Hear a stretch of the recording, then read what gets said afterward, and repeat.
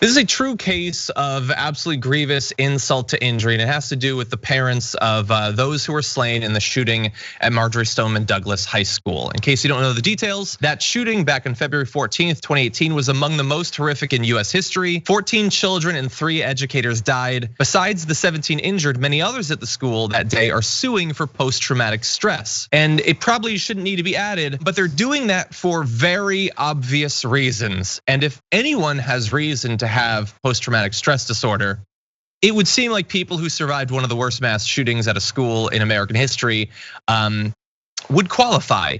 But apparently for some in positions of power in Florida, not necessarily so obvious. Now, parents and other victims are being asked to turn over their psychiatric records to prove they suffered mental anguish over the tragedy. The demand, contained in documents filed in lawsuits blaming the Broward School District for failing to identify and stop the threat posed by gunman Nikolas Cruz, has families of the victims enraged. In formal court responses, school board member Lori Alhadeff, whose daughter is one of those killed, called the demand harassing, burdensome, and an invasion of privacy. At least a dozen other families also objected, according to court records. Now, there's a lot of other records that they're being asked to provide, but I can't think of much that's more private than the psychiatric records of survivors of the mass shooting and their families that are attempting to process this horrific event. That just seems way beyond the bounds of any reasonable response.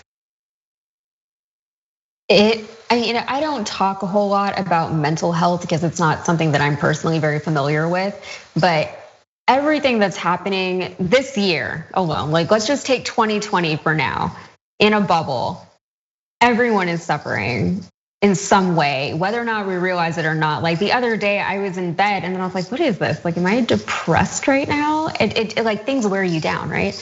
And so I can't even imagine what it's like to go through something as acute and life-changing as a school shooting, especially the one that the kids in Parkland had to witness. And their families, not just the victims themselves, not just the students, but the families that are involved, the educators that are involved, the whole community really, and by extension, the rest of us.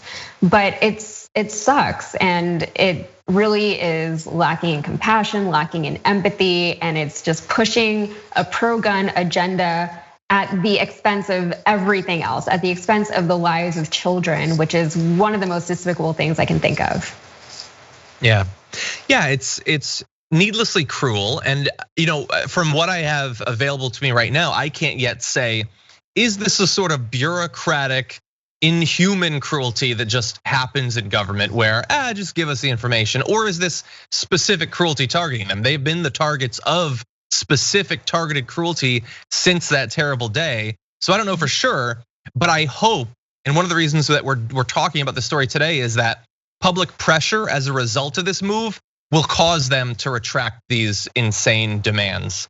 I mean, they're asking for things like the slain victims' cell phone numbers, copies of death certificates, all of the information, the names and business addresses of the victims' health providers, including their dentists, going back 5 years prior to the shooting. At some point, I don't know if this is intentional or an oversight, but you're ghouls. You're just ghouls, and you need to back off. And hopefully public pressure can lead to that, because these people have already been through far more than anybody should ever be expected to be.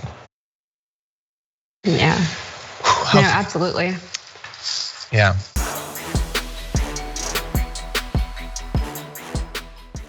Check out the Damage Report podcast each day, wherever you get your podcasts, whether Pocket Casts or Stitcher or iTunes.